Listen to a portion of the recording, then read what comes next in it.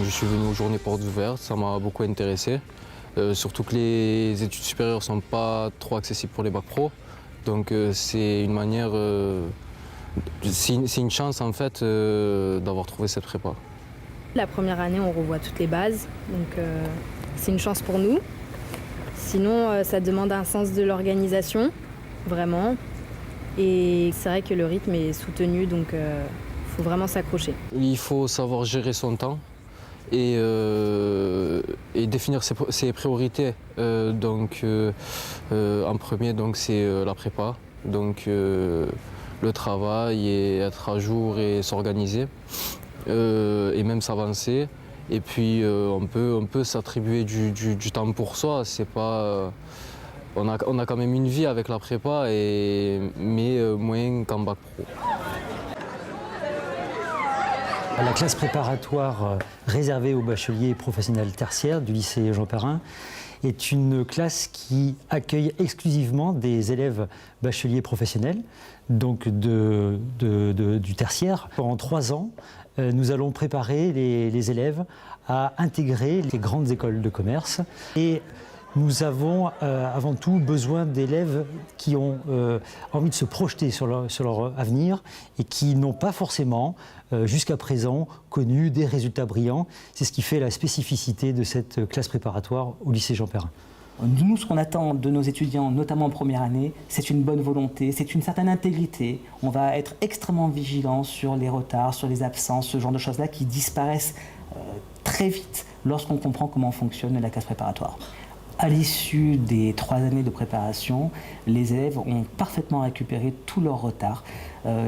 Plus précisément, les concours qui leur sont destinés sont des concours à voie technologique. Donc leurs concurrents, entre guillemets, directs, dans le cas de la formation, sont les élèves issus des bacs STMG.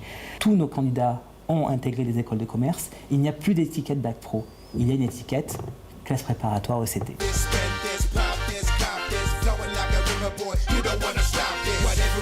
Je suis venue en fait aux portes ouvertes du lycée Jean Perrin et ça m'a de suite intéressée et donc je me suis lancée un peu ce challenge puisque c'est vrai quand on sort d'une filière professionnelle, on ne pense pas forcément à une classe préparatoire et encore moins à une école de commerce.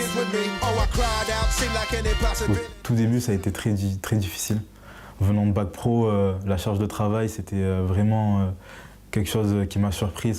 J'avais pas l'habitude de faire mes devoirs, d'avoir du travail en plus à faire chez moi, d'avoir des cols tous les jours environ.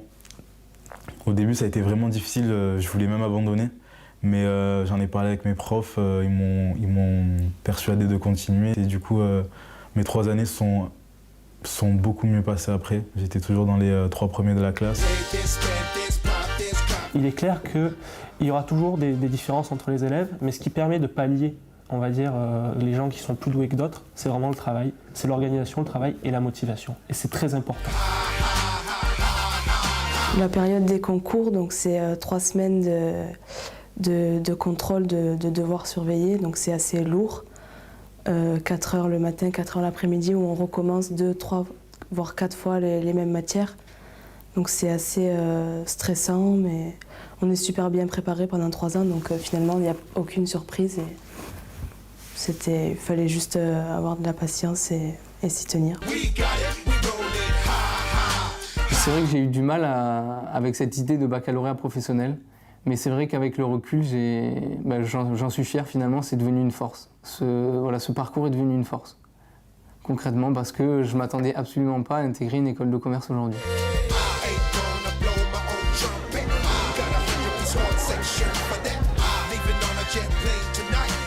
Les écoles de commerce sont effectivement payantes. La moyenne des frais de scolarité par an est d'environ 10 000 €. Les écoles de commerce développent justement des partenariats avec les banques pour proposer des prêts étudiants. Et puis, une autre modalité, c'est l'alternance avec des contrats d'apprentissage qui permettent aux étudiants une prise en charge des frais de scolarité par leur entreprise. Je regrette pas du tout d'avoir intégré Montpellier Business School. Ça se passe très bien.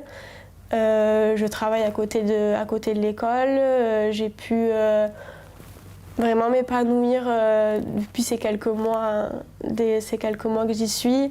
J'ai intégré une association. Ça n'a vraiment rien à voir avec la classe préparatoire où c'est beaucoup théorie, beaucoup de travail, beaucoup d'applications. Là, c'est plus, on voit vraiment plus notre vie étudiante, vraiment plus développée.